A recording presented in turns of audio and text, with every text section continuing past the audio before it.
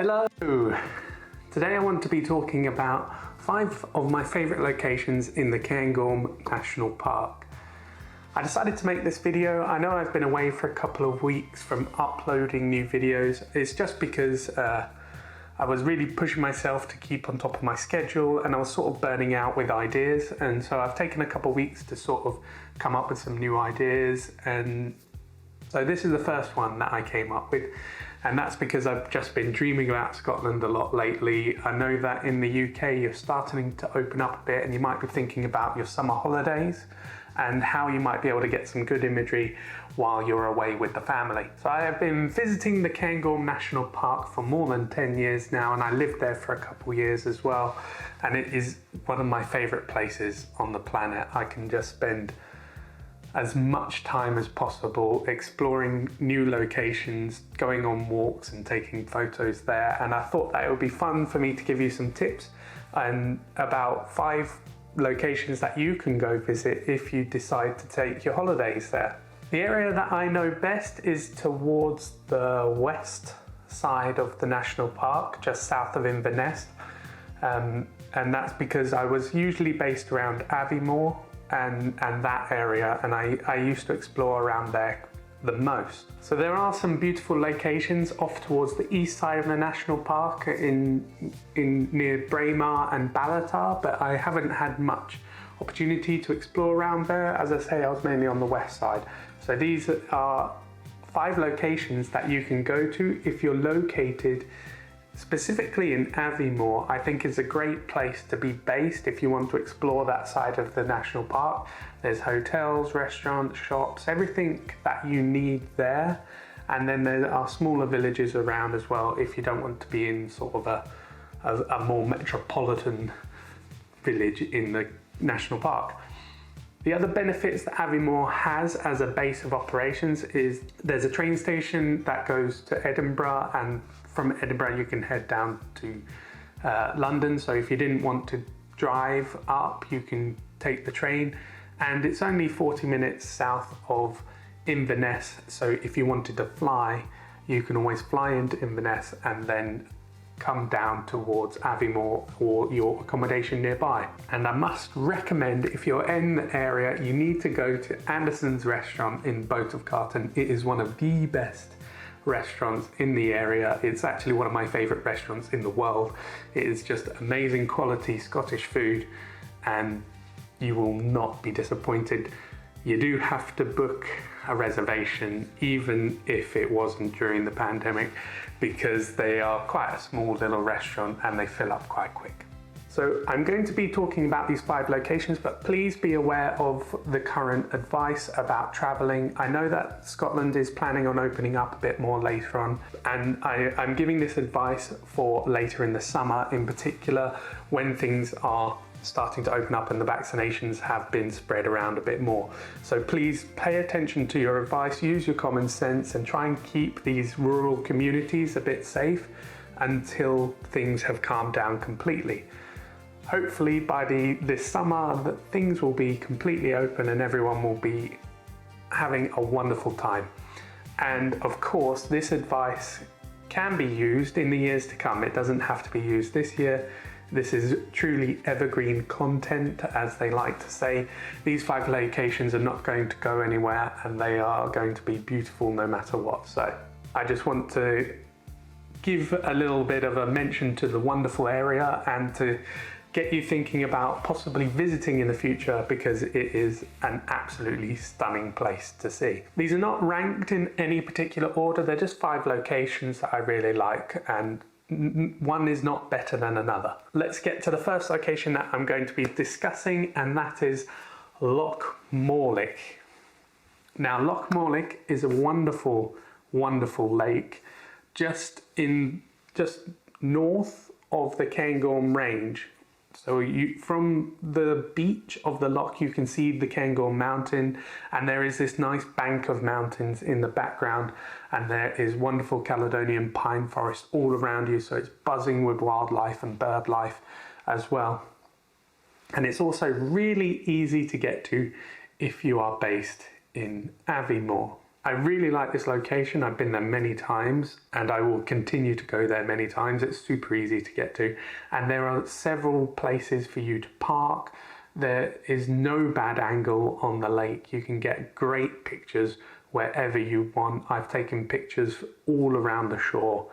The far side from the road is a little bit more difficult to get decent pictures from the shore, just because the banks of the lake are not as easily accessible. But on the side of the road, there are car park literally right on the beach. Because it is looking south, when you're standing on the beach by the road, you are looking south down the range. It means it's a great location for sunrise, sunset, throughout the day. Really, it is just fantastic. So you can position yourself from the northwest to look southeast, or from the northeast to look southwest, and that way you can get some really interesting and different sunrise and sunset images. As well as the loch itself, there is the forest, which is one of the oldest parts of Caledonian pine forest in the Cairngorm National Park.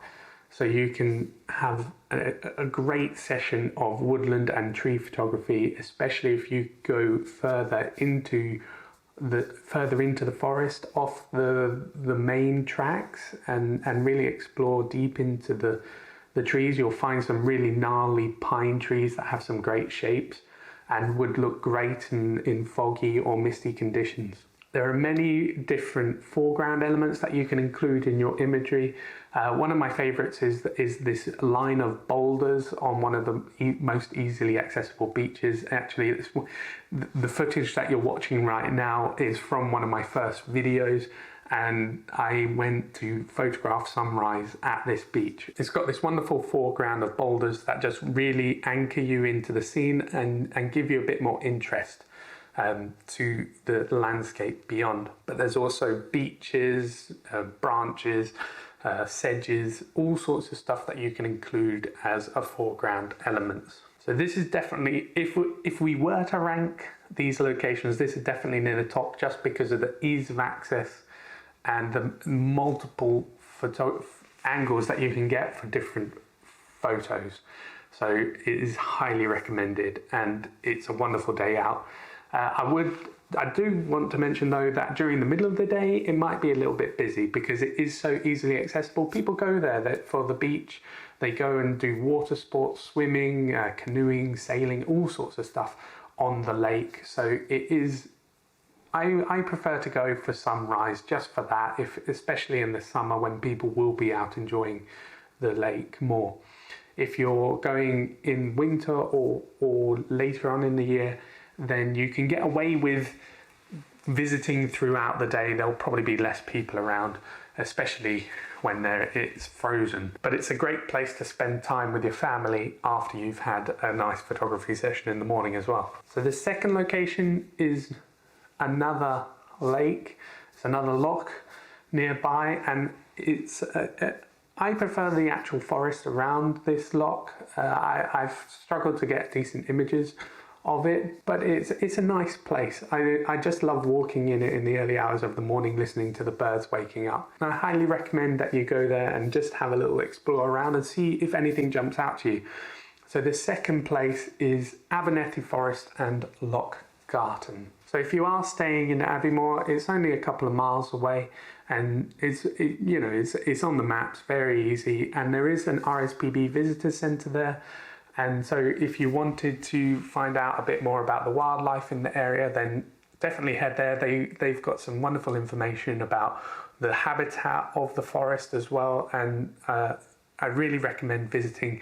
And I haven't seen their new upgrades yet.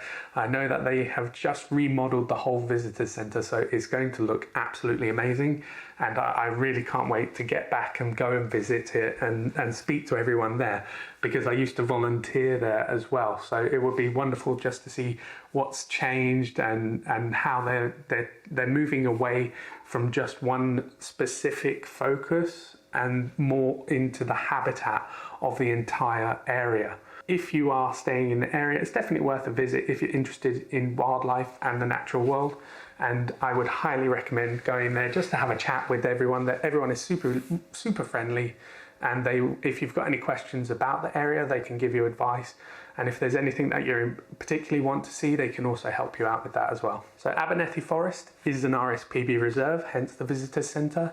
It's actually one of the largest reserves in the UK. It's the size of Glasgow, and it extends way beyond what you would actually think, and it includes a part of Cairngorm Mountain.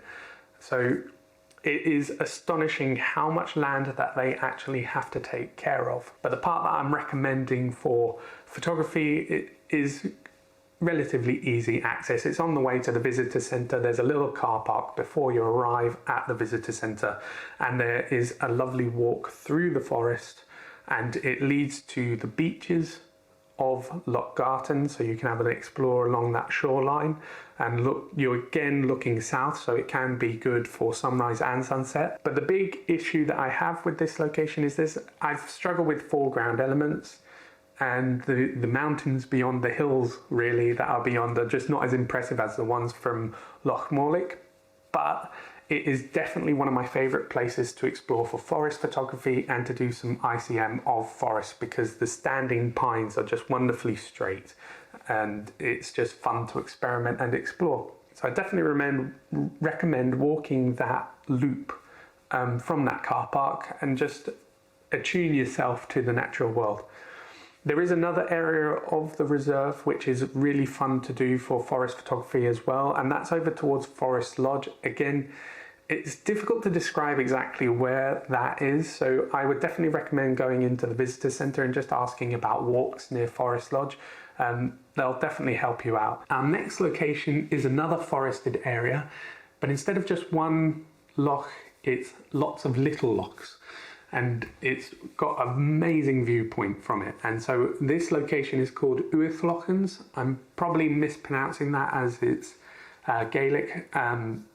I haven't learnt Gaelic, unfortunately, but it is a wonderful place. I really enjoy going and walking there, especially in the evening or in the early hours of the morning as well. I tend to get up for the early hours for most of these locations, just because during the day there will be families and people taking their dogs for a walk and everything else.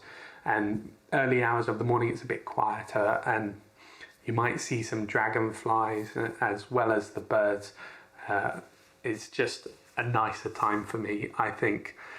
But I do like to go to this location for sunset, because you're looking sort of north, and if there's clouds above the mountains, then you can get some really nice colours catching from the west across the mountains, and you get some nice light across the mountains if you're lucky. For this location, you tend to arrive and you park up in the car park, and there's a wonderful walks around these little lochs. There's several little lochs, and as you walk among them, you can walk amongst reeds and forests, and there's lots of opportunities for little landscapes, if you know what I mean. So what I like to call like micro landscapes, you take a section of the landscape instead of a wide panorama or something like that. You can really focus in on details that are nice and interesting around these lochs, and if you can find a nice foreground element, you will get a nice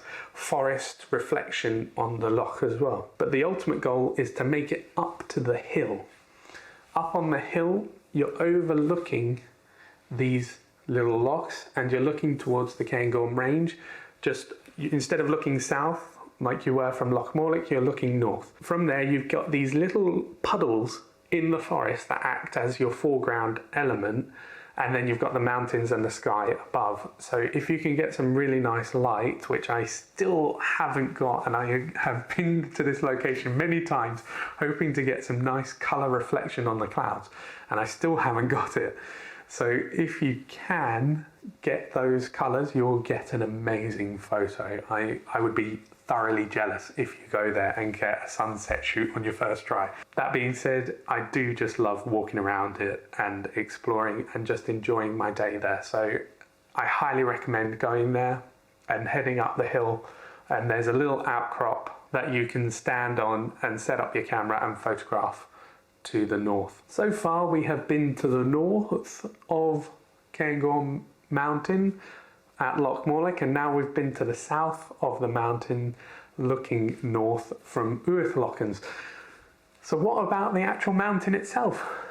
Well, that's our next location. I love to just hill walk up Cairngorm Mountain, and if you're in Abermethy and you've already been to Lochmallick, you're pretty much halfway up the mountain as well. Now, I haven't got a lot of images from up there. I often, when I go hill walking, I have to pare down because, you know, my camera weighs an absolute ton.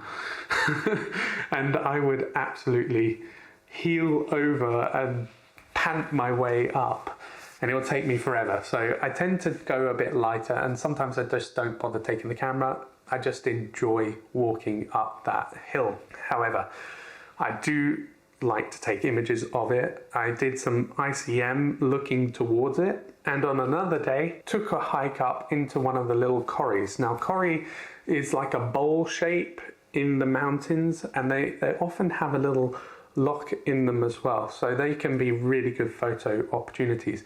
And I have seen some amazing photos from my friend James Roddy, and he's got some amazing stuff from higher up on the plateau, and I get very jealous, and I'm so looking forward to going back to Scotland so I can actually go up and try and get some of these mountain landscapes that I see him take. There's one in particular that he took last summer, and I was debating about whether going out that morning, and I decided not to, and then I kicked myself when I saw the image that he managed to get of a sunrise over behind this loch that's hidden by the mountains. He was up high. It's just an amazing image. So if you can hill walk and get up high, there is some amazing stuff to be had there. You'll be surprised at the views you can get. You can view down to Lochmallick. There's this hidden loch that I spoke about. There's all the different mountains. There's boulders and great foreground elements. And if you get the right light, the image possibilities are just simply astounding. So if you're into hiking, I have to recommend this as a location for photography. And you know, just explore the different paths, go out for a nice day, enjoy yourself hiking, and if you get the right light or if you see a composition, just enjoy it. And the fifth location that we're going to talk about today is Loch Eilean. Now, again, I'm sorry if I'm pronouncing that wrong. As I said, I'm not a Gaelic speaker. If I were to live in Scotland, I would make the effort, just so I can improve my pronunciation of these wonderful places. This one is a part of the Lochmallick estate. So there is a parking charge if you go to their main car park, which is only a few steps from the lake itself. Now, the great thing about Loch Eilean is that it's got an island with a ruined castle. So if you can frame that up in some way, I'm still exploring compositions with that place, but if you can frame up that island and get a really nice foreground as well, you could get a really interesting image. You can walk around the lake. It's really easy to come down to the shore at different spots and explore the possibilities of images as well. I think you are looking actually east, so it would be good for a sunrise if you want the sun to come up behind it. I think, I could be wrong because I had an amazing sunset there, which is what you're looking at now as well. But that might have just been the clouds catching the light. And as you can walk around it, you can find different angles at different times of day as well. Now, I say you can just go and park there, but actually one of my favourite things to do is to park on the Abermethy side of the Lochmallick estate, just up the road from Abermethy on the way to Lochmallick. I tend to park there. And there is a wonderful walk, which I did in another vlog, to a little loch called Lily, which is I call the Lily Loch. Is the nickname for it. It's just a little tiny lake that has lilies in it, and you can walk through the forest to this lake, and then carry on and end up at Loch Eilean. And so that's a nice walk if you're willing to go a little bit further, and you get some more photographic opportunities while you're exploring. The other place I tend to go is I park further up at Whitewell, I think it's called. It's a little farm, there's some parking areas around there. And then I hike through the forest, through the Rothiemurchus pine forest, that you can also walk to Lochmallick if you want to. And then you end up at Loch Eilean as well. And so that can be a route that is, if you want a varied day with lots of different possibilities for photography, that can be real fun. And especially if you like to walk, it's a great place. Or if you like mountain biking as well, another great route. So that's it for this one. 5 fabulous locations for some landscape photography around the Cairngorm National Park. I highly recommend holidaying there if you have any interest in landscape photography in Scotland and in just a beautiful area. There is a lot of family activities, so I really recommend it as well. As I said at the beginning, please be aware of any restrictions. I'm not saying go next week, just follow the advice and wait until they are open and ready to accept tourists. I think that's really important right now. And if you are watching this outside of this crazy period of time, then I hope you enjoy your stay there. As I said, these 5 locations are not ranked in any way. They're just 5 of my favorite places to go for landscape photography. The footage you've been watching, I recorded when I was living there and I was going out, and I will have put up cards to the videos featuring these locations, and I'll also put links in the doobly-doo down below if you want to just click on one of those and watch one of those videos. That'd be great. Next week I think I'm going to do an editing video. I was thinking of doing something around editing ICM images, because I approach those a bit differently to my regular landscape photography images, which I have done a lot of videos. So that's what I'm planning to do next week. If you've liked today, or if you like the Cairngorm National Park, why don't you give it a thumbs up? That would be greatly appreciated.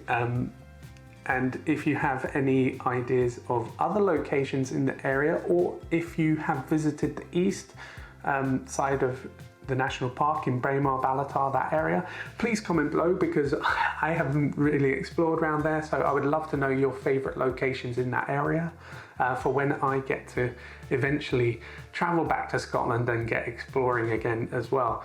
I do have the ambition to explore a bit further afield, as well as visit my old haunts that we've just been talking about. If you want to see that ICM video, that editing ICM image video, then please subscribe. It is really greatly appreciated. I thank everyone that is subscribing to my channel already, and some of my favorite people that comment on pretty much every video. Tim and Richie, you guys are really good for keeping me going with this channel and keeping me motivated to make more videos. So thanks very much, guys. And I look forward to your thoughts on this one. So that's it for this one. Thanks for watching, and I'll see you next time.